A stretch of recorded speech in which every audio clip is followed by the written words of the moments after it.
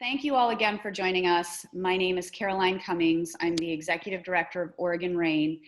And the whole reason why we launched the RAINmaker Sales and Marketing Accelerator program was because we, as entrepreneurs ourselves, who have been out in different communities in Oregon, have been assisting many of you one-on-one or in groups. And most of you, if not all of you, well, certainly all of you who've joined us, said that you wanted help with bringing revenue into your businesses, new ways of selling your products, marketing your products in this COVID environment.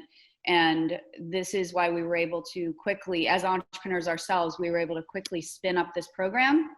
So literally within 9 days, when the idea came, we were launching the applications. So we're really thrilled to have you all here. So first, a little bit about our team. I just said who I was, but I should also mention that my background is being mostly a technology entrepreneur. I've been the co-founder and CEO of 2 tech companies, both of which I started in Eugene, Oregon. The first company was basically like Pinterest, but focused on health and wellness. We raised $700,000 in that company, and that company failed. And I learned a lot from that company. There's a lot of lessons to be learned in failure. Second company was mobile marketing and real estate, and our team was able to scale and sell that technology in just under a year. And honestly, I really learned everything from the first company where the failure happened. So I'm now honored to be working with this great team that you're seeing here. And as I introduce them, they'll wave to you. And I know you've got a lot of faces that you're looking at, so you might not be able to actually see the person that's waving, but Jennifer Damiani is our Director of Development and Operations. She's the one who helps raise money for us and manage the operations so that we can actually provide programs like this to all of you at no cost. Corey Wright is our venture catalyst, serving Lynn and Benton counties and 8 rural communities and 1 metro community in that region. He's also the CEO and founder of Massive Games, a board game company. Ariel Rubin is a venture catalyst serving Florence, Coburg, and Crestwell in Lane County. She also, her family owns Hummingbird Wholesale, and she's part of a startup team called the Hazel People, where they're working on hazelnut milk product. We're also excited to have Anna with us. She's a community recovery fellow with Portland State University, the newest to our team as of, 2 days ago. She is an intern that's being funded by PSU to work with us. And she's originally from Colombia. She's currently in Berkeley with her sister, but she's also Spanish speaking. So I know we have several Spanish speakers on joining us. So please feel free to type questions in Spanish and we'll do our best to respond to you. And then Stephanie is she's our rural venture catalyst in Grant County. She's also our newest venture catalyst on the team. She's serving the entire county and mostly John Day, Prairie City, and Canyon City. And she's also an entrepreneur and makes really cool personal care products and really is a jack of all trades. She does a lot of cool things. And then Raj is our rural venture catalyst serving Oak Ridge, Lowell, and Veneta. And Raj is the founder, CEO of Young Mountain Tea, best tea I've ever had. So be sure to check him out. And I just want to take a moment and recognize Raj because he's been leading in the coordination of RAINmaker and at the same time running and growing his tea company. So I want to thank Raj for that. And I want to go back to Corey because Corey is also the tech guru behind all of this. And we may have a couple glitches here and there, especially as we put you all into different breakout rooms. I mean, there's over 100 of you who are on the call. And so we're really excited about it and hope you'll be patient with us as we go through. So this team is a powerhouse team. Most of us will be leading cohorts, and you'll get to meet some of the other cohort facilitators momentarily. So if you haven't already, please make sure you change your name, the display name. If you look at everybody's, you can see either it's the first name or first and last name. Please put your first and last name because that helps Corey assign you to the right breakout session. If it's just a phone number or maybe you're using someone else's account and we don't know who that person is, it's going to be hard for us to assign you to your cohort. If you have questions about how to do that, please type in the chat. We have a whole team of people to help you, but I included this image so that you can see on the participant list. If you click on that, find your name, click the more drop down, rename, and you'll be able to change your name there. So the 10 weeks of sales and marketing, we've got a lot of fun scheduled for you all this summer.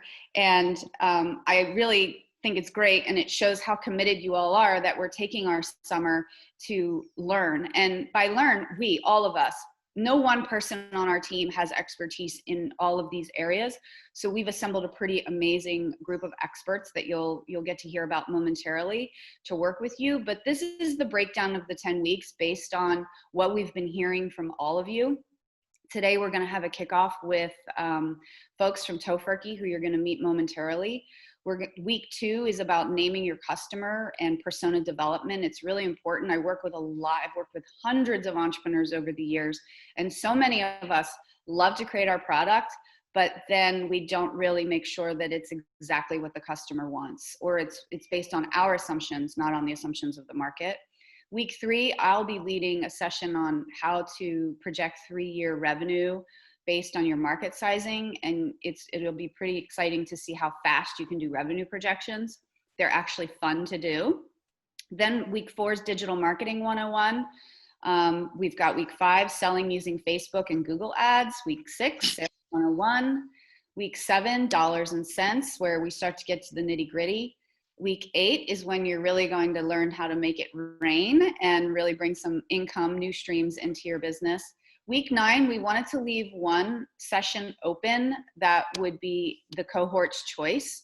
And so that's something that you'll get to choose to do based on what you say. Well, we really like to hear more about Google Analytics, or how to track our conversions on our landing pages, or how to get more people to walk into our store if you have brick and mortar, whatever that might be. So that'll be your choice. And then week 10 is graduation, where you'll get to actually pitch your new sales and marketing strategies. By the way, we've already raised a couple $1,000s that we're going to be giving away in prizes. And our goal is to raise even more, not just cash, but also other in-kind gifts that we're working on that I don't want to talk about right yet, because I'm super excited to reveal them later on. And I want to talk to you about the agenda. So our regular session agendas after today's agenda is a little bit different, is going to work like this. It's really important that you show up as close to 9 a.m. as possible. And even if you come in a little bit early, maybe 2 or 3 minutes early, Corey would be able to let you in, because he needs to assign you into your breakout sessions. You're going to immediately go into one of your 5 or 6 cohorts that we have. And you'll take 20 minutes to talk about the last session and some of the homework assignments that you will be given. All of our experts are creating really cool assignments for you. This is not going to be the really strict kind of school where you have to turn in a physical piece of homework, but we have a Google Drive where you can post your homework. If you want feedback on it, we're going to offer that. Then after your breakout sessions, 20 minutes, we're going to pull you back into this main general session with your entire cohort. And that's where we'll have the featured speakers and the instructors talking anywhere between 20 and 40 minutes based on the topic. We'll have plenty of time for questions and answers. By the way, when the instructors are speaking, you are welcome to post comments in the chat, or questions or comments in the chat. There's several of the folks on the team who will be making sure that we can hopefully get to all of your questions. And then the last 5 or 10 minutes, we'll be talking about what the assignment is going forward. So that's the agenda for the regular sessions and why it's important to show up on time. For today's breakout room agenda, this is what we're doing since it's our first one. I'm going through this overview that won't take too much longer. Then we will move into introductions in your breakout session. You'll have about 20 minutes to get to know each other. Some of the cohorts have 15 people, some have 30 people. It depends on the group. We also did our best to put you all in cohorts with others in your industry, except where we thought there may be competition. So as you're doing your introductions in your cohorts, if you believe there's a competitor in your room, in your region, or maybe you're serving national populations and you don't feel comfortable being in that cohort with them, please let your facilitator know and we'll just move you into another cohort. We want to make this work for everyone. And because we're talking about sales and marketing and it's about growing your business, there's probably going to be a couple of those. So just let us know. And then you'll talk about your introductions, and then also we'll come back to the main room, and then our Tofurky speakers who are with us today will enlighten all of us. We're really excited about that. All of the sessions, the main sessions, like what we're in right now, will be recorded. But when you go into your breakout rooms, we will not be recording those.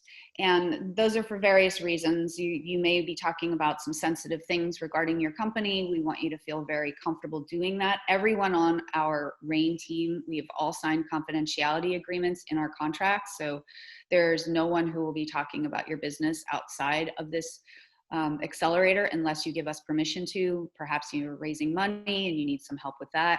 But the videos will be posted to our Facebook and our YouTube channel.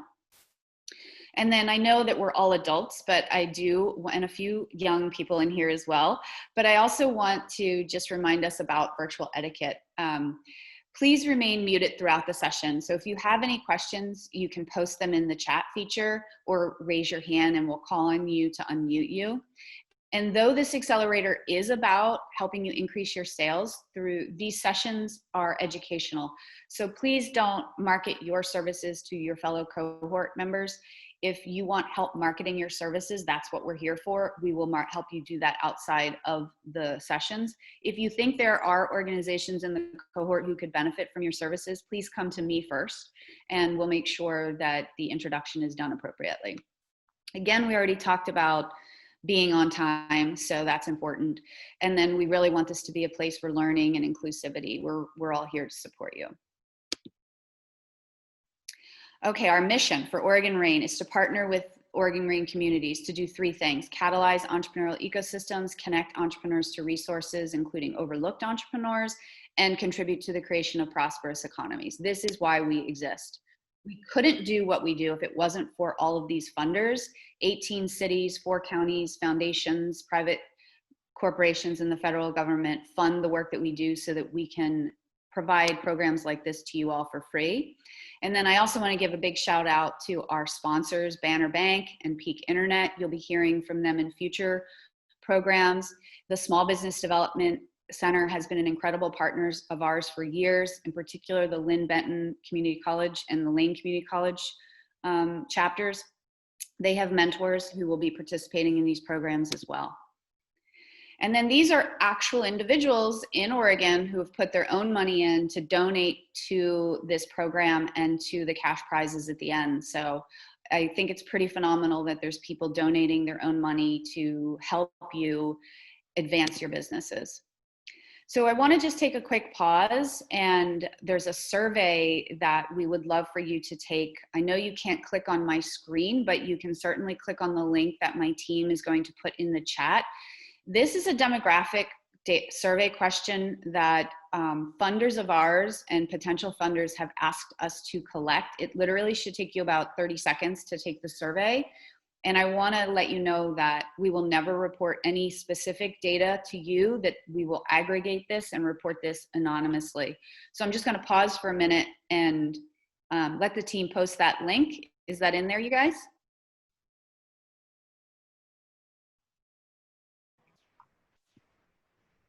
Give us 1 second. Okay.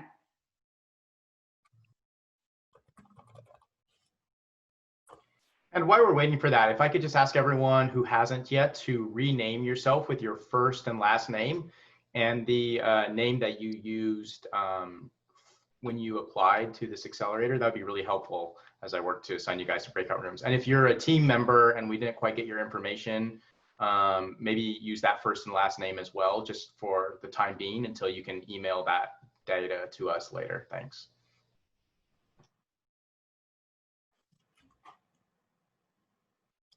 Great. Is that link in the chat? It is.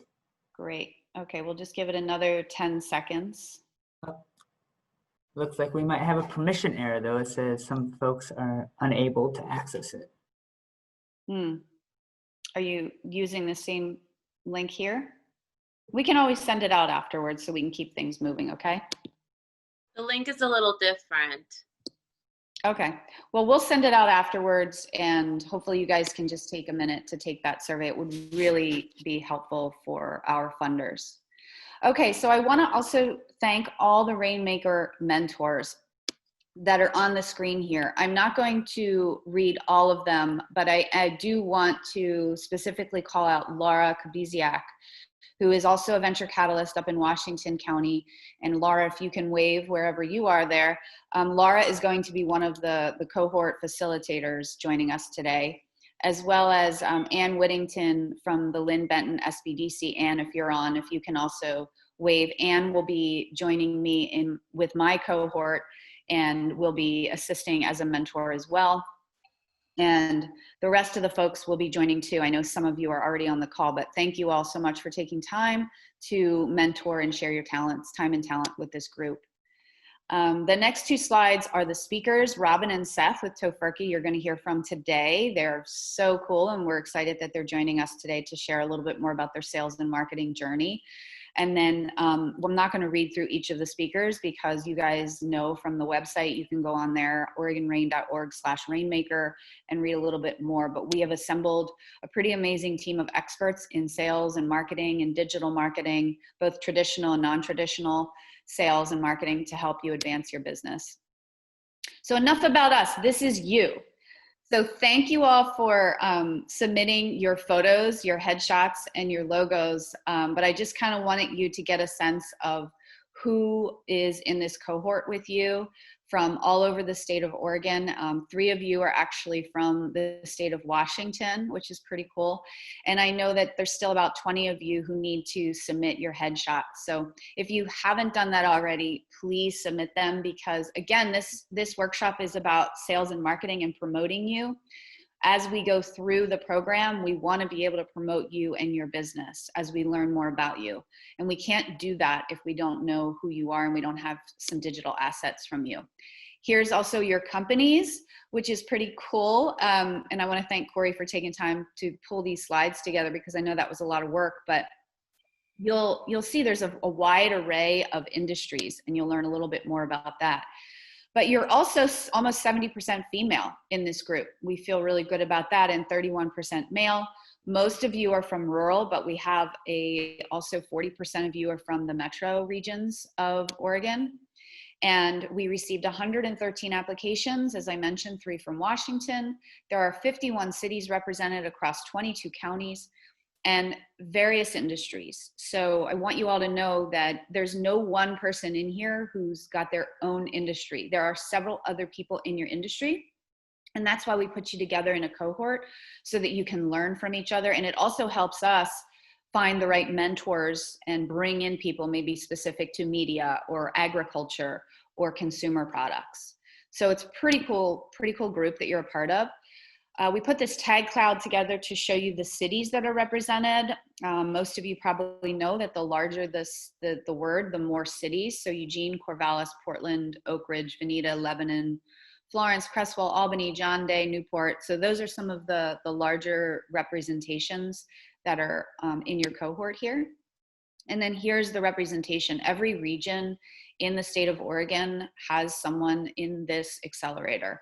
The reason why there's 69 in the Willamette Valley is because that's the main market that Oregon Rain has worked in, and the Mid-Coast region, and then newly in Eastern Oregon.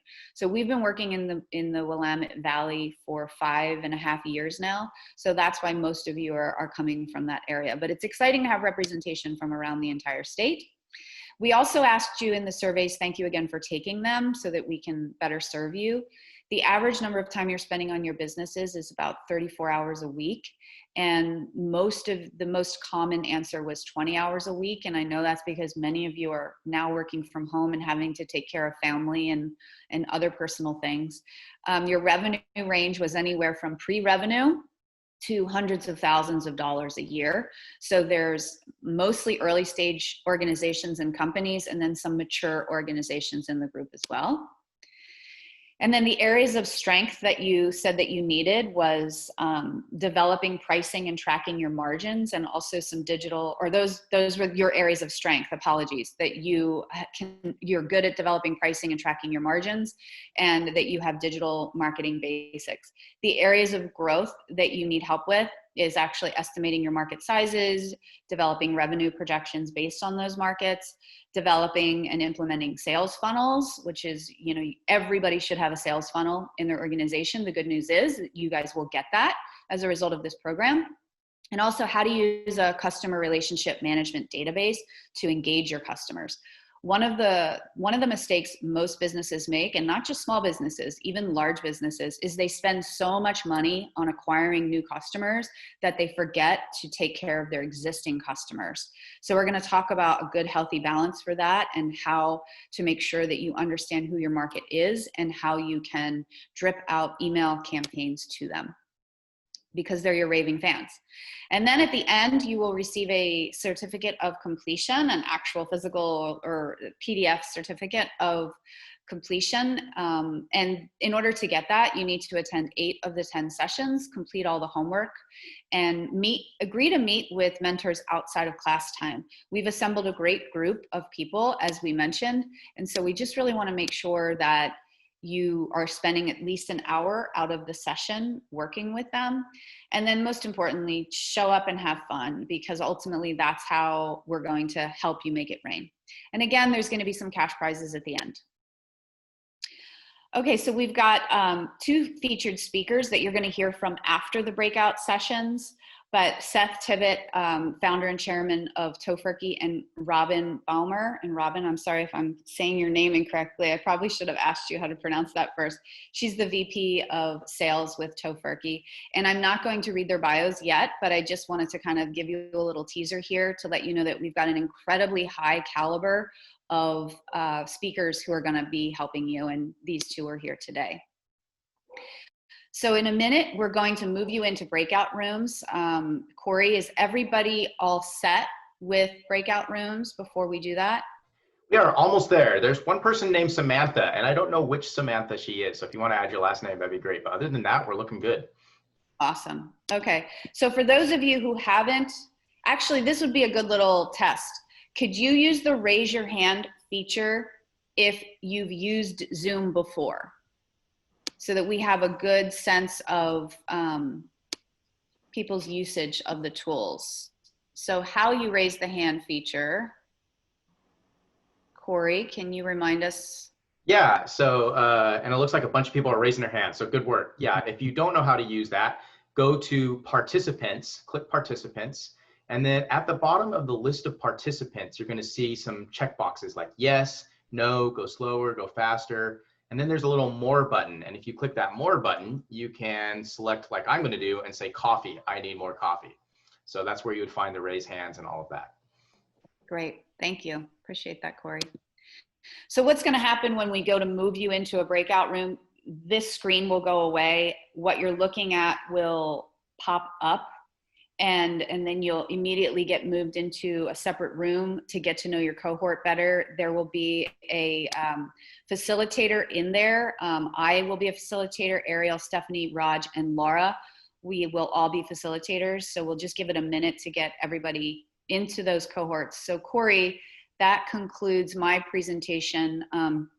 Let's move everybody into the breakout rooms, and you'll be in there again for about 20 minutes to get to know each other. Come back, hear from the Tofurky team.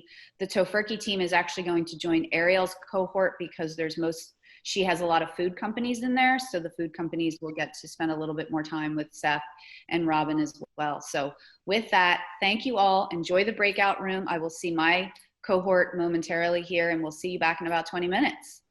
Okay, great. So we've got everybody back in now. Hopefully you had some good conversations. My group had some good laughs. We were getting to know each other. Also, we checked in with our group about conflicts of interest, or if anybody felt there was competition. So make sure the facilitators follow up to see if there's any of that going on as well. We didn't have any in our group, so we've got a solid group.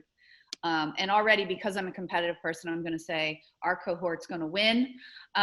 So I'm just throwing that out there. Okay, well then I'm going to come right back and say that we have some unbelievable food companies coming at you, so we will have the most delicious cohort by far. That's I have awesome. the coolest one. I have the coolest one. So I Okay. do. I definitely have the coolest, most high-powered team. So sorry, guys. Yeah. We have a mascot. You guys don't. Yeah, we do. Wow, the Love it. gauntlet has been thrown down. Man, we're thrown down. This is sales and marketing. This is like cutthroat. All right, awesome, you guys. So now I want to transition over to our guest speakers that we have, and I'm super excited to introduce them. First up, we have Seth, who's going to talk, and then Robin is going to follow. But Seth is the founder and chairman of Tofurky. He started his food business with only $2,500 while living in a treehouse in rural Oregon, and has since grown it into an international multi-million-dollar brand, which is impressive in and of itself.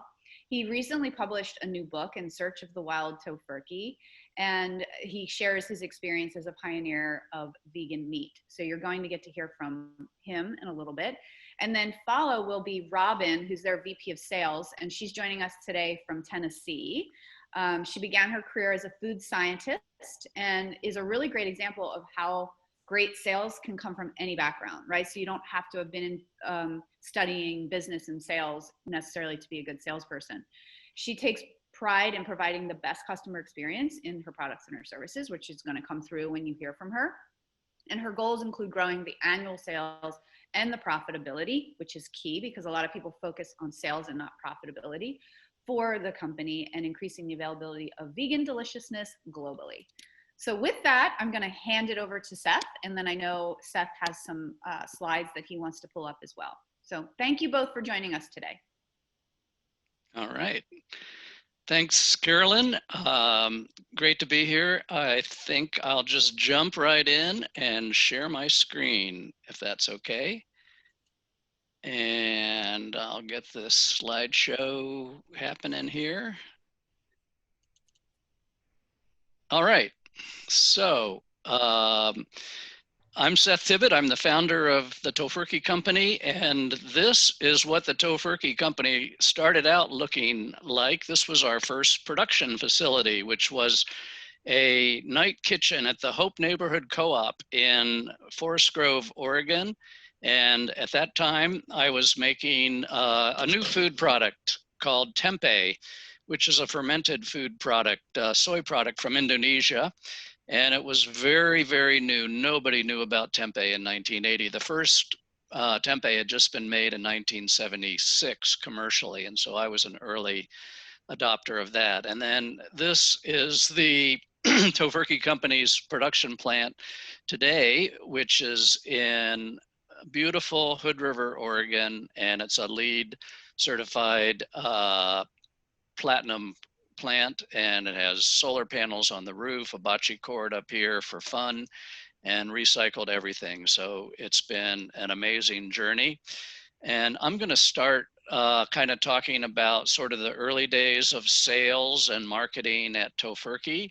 And then Robin, who is our fabulous VP, will come on and she'll get more in depth at the current sales strategies at Tofurky. But the first thing that happened to me was I had to learn to listen to our customers, because I did realize we had 2 ears and 1 mouth. I started doing a lot of these in-store demos with the Tofurky, which I became a big fan of. You know, the easy part actually of getting our product to market was going to the stores, which at that time in the early days of natural foods in Portland, Oregon, 1980, they didn't have much on the shelf. So you would come in there with your 3 products with tempeh, and they'd go, whoa, we'll take them. Do you have any more products? We can't fill up our shelves. So that was the easy part. But the hard part then was selling the customers who really didn't know much about tempeh. So in the process of doing these demos, I developed 3 basic elevator pitches, which, come to think of it, Raj, might be some homework for people, because you know, you go to Costco and you hear these food demo people that are just swamped. They're saying the same 3 things they're saying the name of the product, one feature, and the price, basically over and over and over as people just trick by. But I had more time with people. I had 20 or 30 seconds usually in the context of that. So I figured out quickly that by listening to the customers, you needed to have 3 pitches. One was for people that didn't know anything about tempeh, and there was plenty of people that didn't know anything about tempeh. And so I had a pitch for them. The second one was for people that had tried tempeh, but they didn't like it, or they had tried another brand. And so that was a more challenging pitch. And then the third one was for the fans of tempeh. They had tried tempeh before, and what were they going to do with it? So I think having, tailoring your pitch is really important, and having 3 elevator pitches of 20 to 30 seconds that describe your products is a key selling tool, because this is the most basic selling tool that there is, which is, selling directly to the consumer. And whether you're a high-powered salesperson or just beginning or a founder, I think it's a great place to start. And then years later, when we came out with the first tofurkey, which is 1995, was what it looked like here, we sent out feedback cards in every single box, because this was a brand new product. It was expensive. It was selling for $30, which at a time when everything else in the category was selling at $2.99. We wanted to make sure we were getting things right. And so once again, we polled the customer, and they sent us these self-addressed stamped cards. There was really no email or internet back there in 95, or was just getting going. And we started hearing from it. And what we learned out of this was people loved the concept, but what they didn't like so much of was that the tofurkey was all tofu, and when it froze, the texture was off. So we had to change the recipe. So just by listening to the customers, we came out with a new product the next year and a new version. So we had 3 different recipes the first time, first 3 years that we sold tofurkey. And that was really what made the company happen when we finally hit on the 3rd one. So listen to your customers. You are the eyes and ears of the business. As the salesperson, you're out there. You need to be respected, but you're gathering information. And as a result of listening to customers, you become empathetic, you get humility, which is a good thing, and you get new understandings of your product. So that's the first advice that I have. Second thing, always looking for the win-win. After being in business 6 weeks, I got a call from Applegate wholesalers on April Fool's Day, 1981, and they were like, we need 1,000 pounds of tempeh a week. And I was making 100 pounds a night, and I could only do that on every other night. So 300 pounds a week was all I could make. So I was like, I got to go look for a bigger place. So I went all over Portland and Washington County looking for a place to scale up the business. Couldn't find a thing. I looked for 6 months. I was up here in Trout Lake, which is about 90 minutes from Portland, and I wanted to be in the country. I was looking around here, couldn't find anything. On my way back to Portland, I was defeated. I said, this company's probably not going to last. I can't find a place that I can afford. And I saw, oh, look, there's an empty school building. I pulled over. I looked in the window, and lo and behold, there was a commercial kitchen of stainless steel sinks, tables, fans, hoods, drains in the floor. It was perfect. On the front door of the building over there, there was this old weathered sign that said for sale. And judging by the duct tape that was holding it up, I could see that it had been there a while. So I didn't let that stop me. And I called the local superintendent, who was like, yeah, we don't want to rent it, but we want to sell it. And I said, well, has anybody been in there? And he said, no one's been there for 7 years. And so I said, well, put me on the school board meeting agenda for the next month, and I'll come up and try and convince them to do this. So I had to do this sale to these 5 school board members who had never been in a natural food store, never, let alone known anything about tempeh.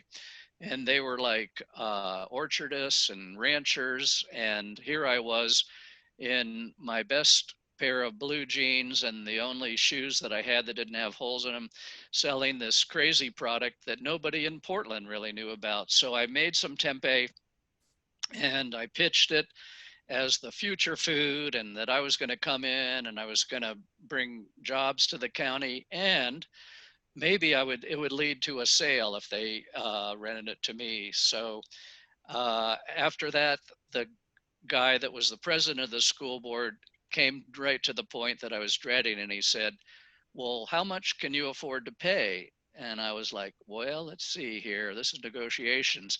And I was only making $1,300 a month at that point gross. And so I didn't have much to spend. And I said, how about $150 a month? And the room just went quiet, because this was not only a school building with a kitchen, it had a gym, it had 4 classrooms, and it was 1,300 or 13,000 square feet. And the room grew quiet, and it was really awkward. And I was just looking at my shoes and thinking that I had failed. But one woman who had been sort of enjoying the tempeh suddenly piped up and she said, I say we take it. What have we got to lose? You know, this is a win-win for us. So that was my introduction to win-win. And it allowed us to stay in business. And it turned out to be a great deal. The school system, we fixed up the building. They eventually sold it. We moved on. It was a win-win. Later on, you know, example of a good win-win was we had a opportunity to go into Trader Joe, and Trader Joe is like the holy grail of food. They sell more food per square foot than any grocery chain in America. And not only that, so they buy lots of your product and they pay on time. So we cut them a really sweetheart deal that people were like, why are you giving them such a good deal? And I'm like, well, there's no marketing. There's they're going to pay on time. You know, cash is king in a business, so it was great for cash flow, and it really built the business. It was like one of the best things that happened, and we're still selling in Trader Joe's 19 years later, and it's been a great account. So always look for the win-win. You know, some people think like the deal in sales is you gotta, you know, work as hard as you can for looking after yourself, but you also, for a sustainable sale, you have to have something for your buyer as well. So the result for us was it saved the business, and we stayed in that building for 10 years. So it was an awesome thing that changed the whole course of the business.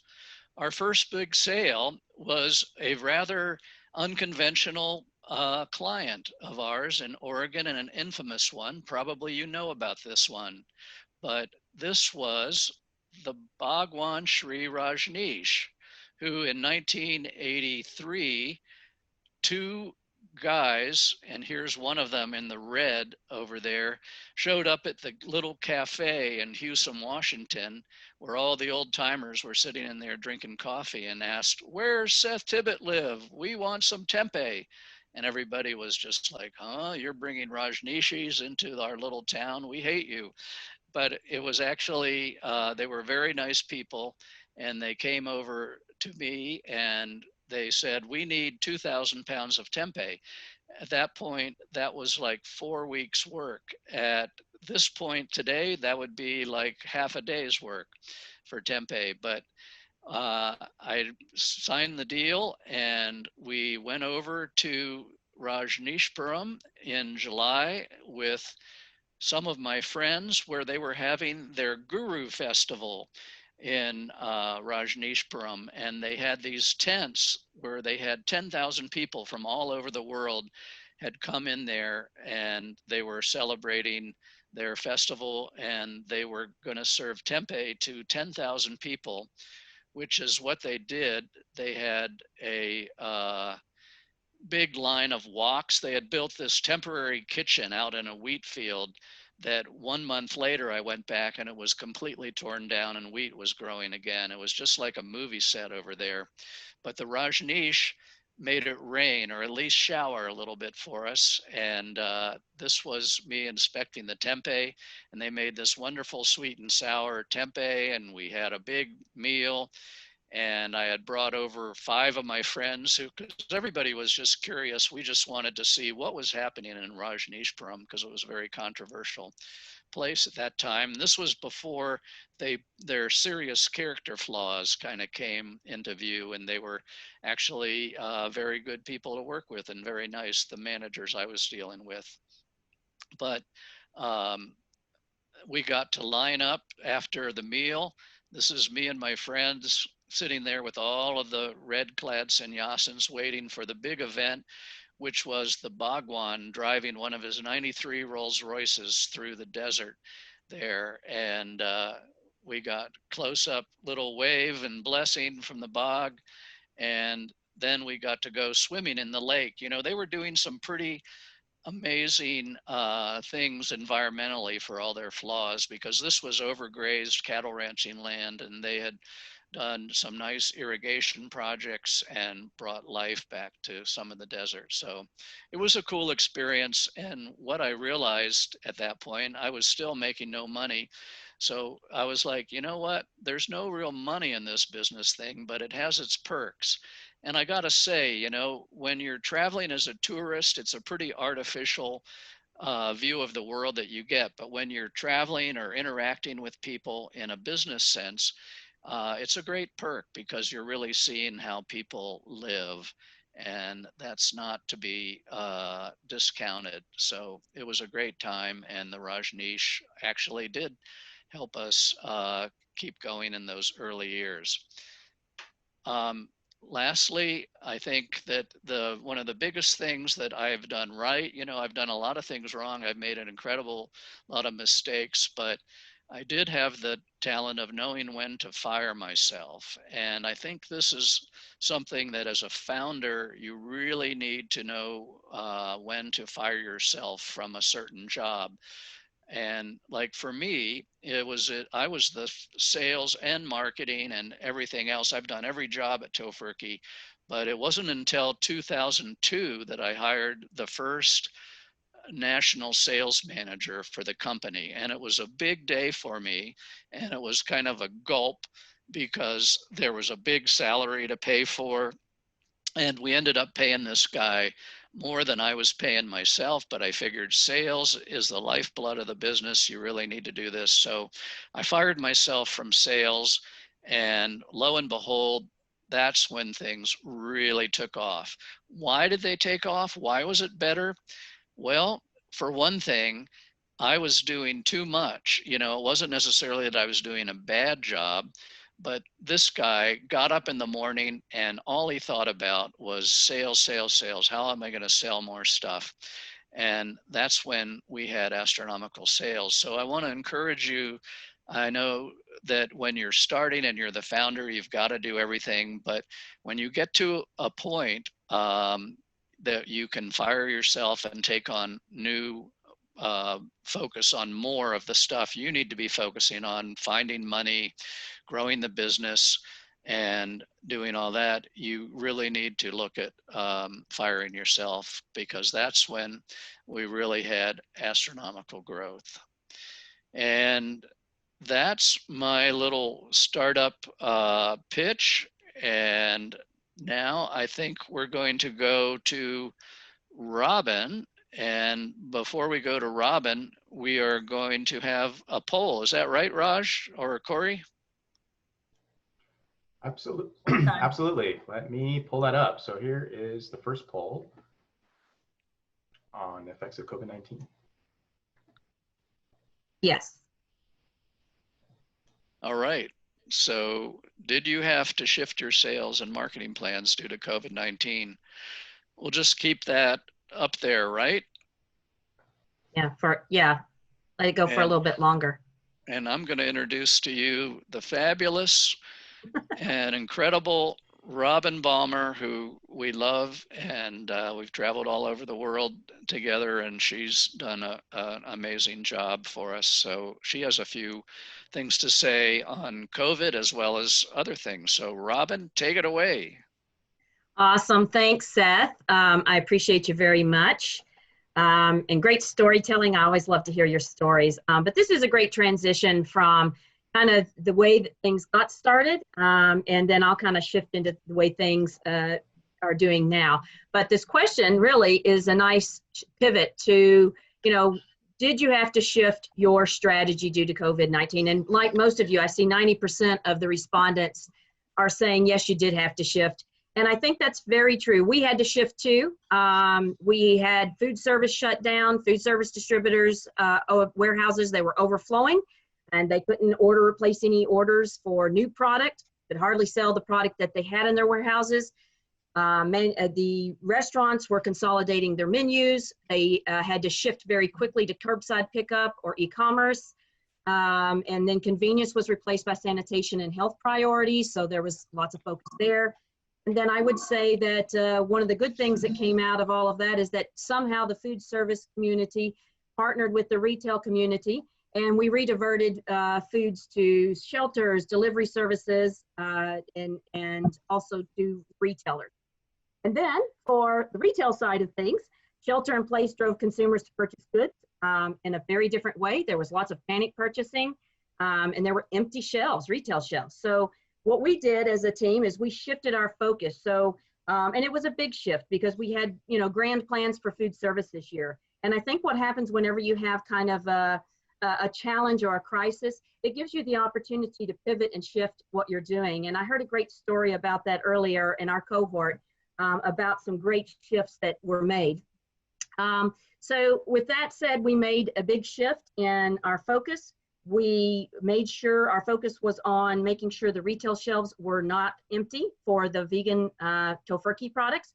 We predicted that there would be some greater food insecurity that came about. And so we also set up serving our community with donations. And so big changes and big shifts.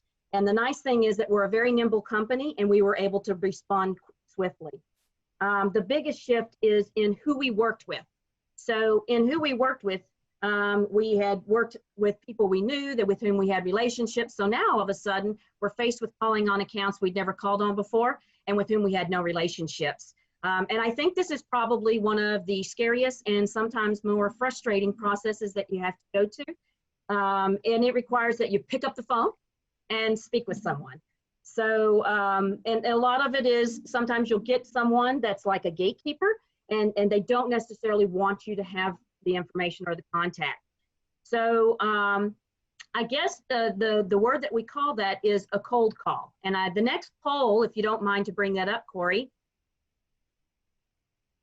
is on a scale of 1 to 5, how comfortable are you with making a cold call? And while they're doing that, Carolyn, are we still good on timing? Is one being comfortable or 5 being comfortable? One is I want to hide under the desk. 5 is give me the telephone now.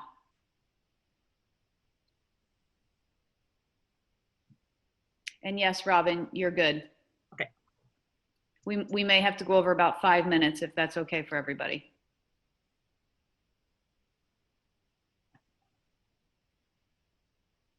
Well, this is pretty amazing. So a lot of you are pretty comfortable picking up the phone and making the call. I would say that in my transition from a food scientist, where I was working in a lab and hanging out with other scientists and playing around with new product development and QA, it was a giant leap for me. And so one of the things that Raj and Carolyn and I spoke about is, let's take a look at some of the things that you might be able to do in making a cold call, or if you're pitching to someone new that you don't know. So, which again is similar to a cold call, but you may have some sort of connection with them. So the first slide that I have is really kind of the big one is, love the products you make and sell. And in our cohort group, it certainly sounded like everybody loves the products and services that they make and sell.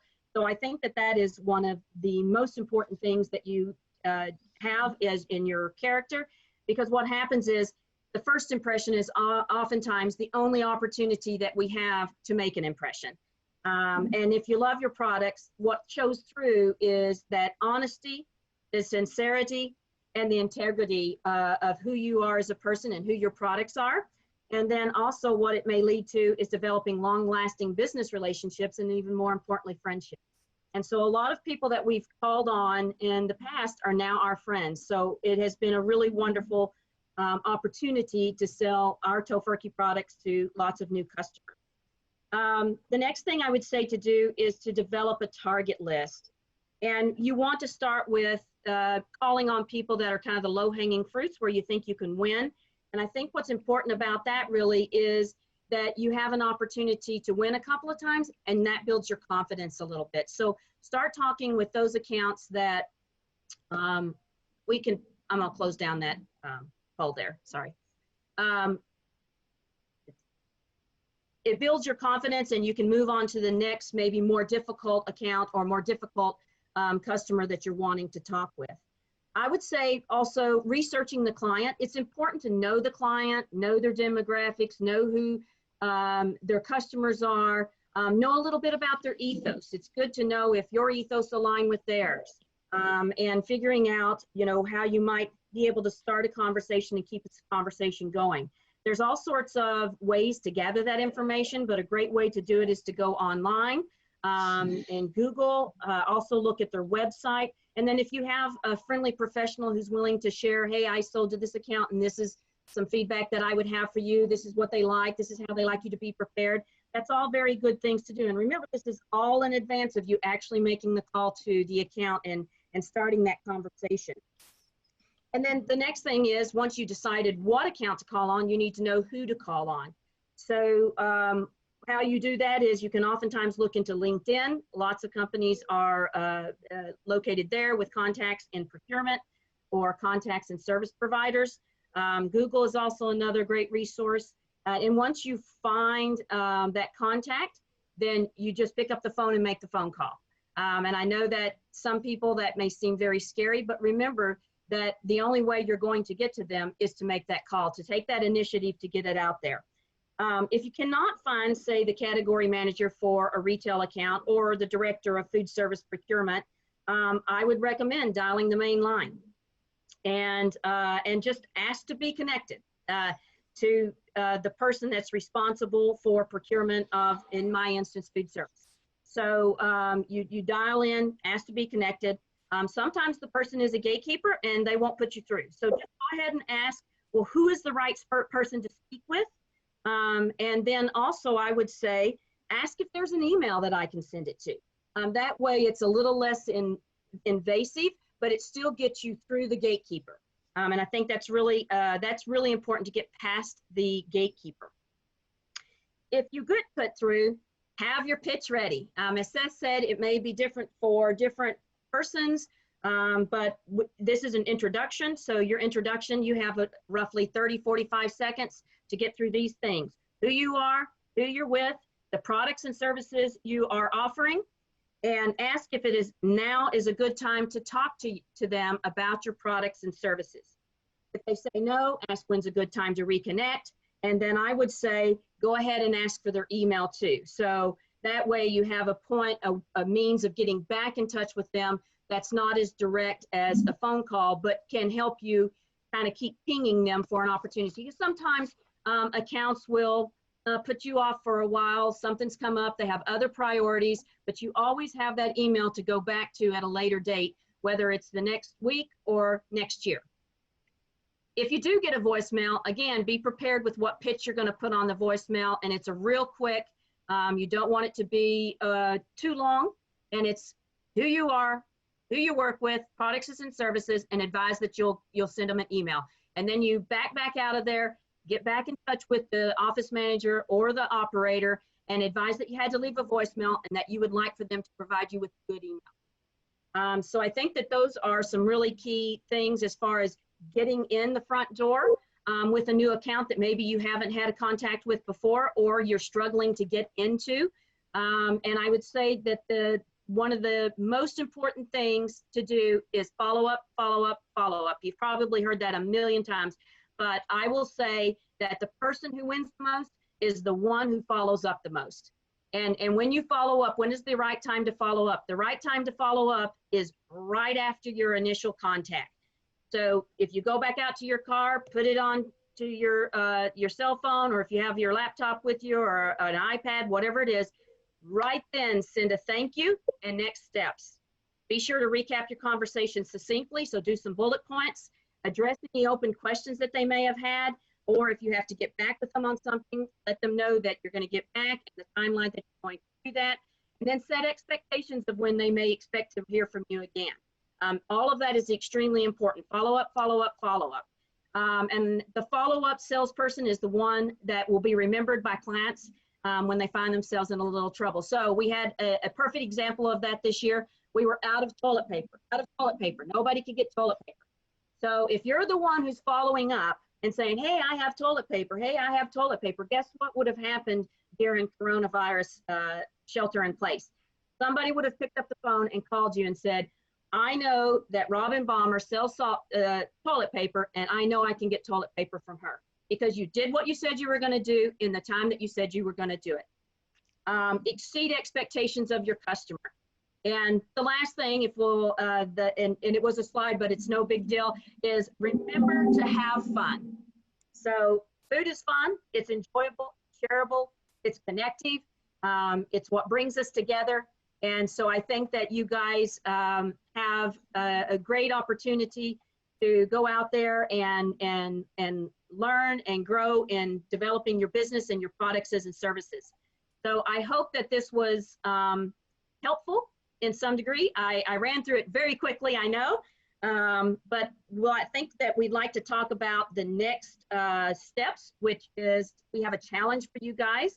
I have a little saying that I pass along with on to my sales team, and it's called turning stumbling blocks into stepping stones. And what we would like for you to do is really to find a customer that you have really wanted to call on, but you've been maybe a little hesitant or it brings you a little anxiety to do so. Choose that customer, research them, come up with your bullet points in your script, and then make the call, and then follow up by the email. So with that, I'm actually going to flip it back to Carolyn to wrap us up. Great, thank you. And I appreciate the amount of content that you both can deliver in a short amount of time. And I really appreciate that. So thank you so much. There is a question I'm hoping that you can answer, and then we'll go through the last 2 or 3 slides that we have before we close out here. So folks, if you can hang on another few minutes, that would be great. So the one question we'll have time for you to answer is, do you always start with a phone call, or do you also use email in certain cases? I recommend starting with a phone call because the person that you're reaching out to doesn't know you, and sending an email is a little more impersonal, and also may indicate that you're not confident about your products and services. So it is my recommendation that you pick up the phone and make the call, and then you can follow that with an email if you don't get them live. I agree with that. Thank you for answering that. Yeah, I think in today's day and age, too many people are turning to email to do their initial outreach, and it definitely doesn't have that same nice, cozy feel. So thank you for that. So this is a homework assignment that Seth and Robin put together for you. If you could please, we'll make sure that you get access to this. There is a shared drive that we're using for you to access this information. Please post the link. Somebody from my team in the chat will also follow up and make sure you guys have access to that. And there's also a Slack channel that we're using for the cohorts. This is going to be a great tool for you to stay connected if you have questions between now and the next session, that you can just post them in there. We can all learn from each other and really take time to connect with mentors. We'll make sure that the facilitators each make introductions to the mentors between now and the next session, so that everybody feels like they have somebody, at least one, if not 2 people to reach out to in between now and the next session. Just like Robin said, the close and the sale happens in the follow-up. And that's the same here, you guys. This is great content that's being delivered. You're getting to interact with your cohort. But the true learning is going to happen in the follow-up. That's when you're actually going to dig in and do this homework assignment that Robin and Seth have assigned to you. That's where you're going to really get most of the value out of here. And then if you haven't already sent your headshot and logo to Corey, please do, so we can help promote you as we go. And then we did fix the error in that survey. We realized we did not have a none of the above selection for folks. So in that demographic survey, that's now been added. So if someone on my team will post that link again, it looks like about 60 of you or so have taken that survey. So thank you for doing that. If we can have the rest of you to take that survey, that would be really awesome. And here's the link to the Google Drive that also will be posted. And this is where you're going to find all the slides. This is where you'll find all the homework. You'll find a lot of great other resources and things that we find that we think are relevant to different industries, templates and tools, a lot of amazing resources that would normally cost thousands of dollars to curate and access that we've put together for all of you. And then next week's session is called Name That Customer with Corey Wright on our own team, who's done a ton with customer personas. And then we're really thrilled to have Jill Nelson. She was the founder, or is the founder, and former CEO of Ruby Receptionist up in Portland. She built an incredible company, also turned it into a multi-million-dollar business. She exited from it recently. She's now the general partner in Elevate Capital and is investing in companies. So please, you don't want to miss that, because again, you can't sell unless you really understand who you're selling to. And a lot of us right now are having to pivot to realize that our customer base is different or needs to be talked to differently.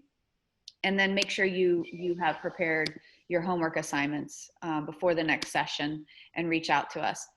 So real quickly, before we sign off, I do want to say thank you to Robin and Seth and to all the mentors and the facilitators who have showed up to help us today. If you wouldn't mind, it'll be helpful if you just post really quickly one thing that you learned from today in the chat.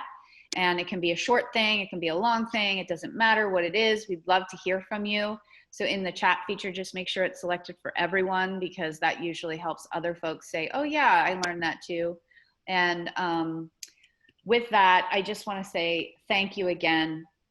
I really think that we're onto something here, and I'm excited by the showing of folks, and I'm excited by the sheer number of people who have shown up to support you, whether it's my team, Laura from OEN, it's the experts that we have, the SBDC advisors, the other mentors. And again, I know someone posted in the chat a question about the mentors. We will connect you to the mentor that we think is the best resource for you. But again, let us know if that's working or if that's not working, so that we can make sure we get you the right resources to help you grow. This is an accelerator. The goal is that this happens quickly and it happens really, really fast. So we want to make sure that we have time to do that with you. So with that, I just want to say thank you again, and really big shout out to Seth and Robin. And I look forward to seeing you all next week, same time, same channel, 9 o'clock on Wednesday. And I look forward to connecting with my cohort in between. And I'm just going to give a big wave goodbye to everybody. Thank you all so much, and for dealing with some of the glitches that we had. See you on the flip side.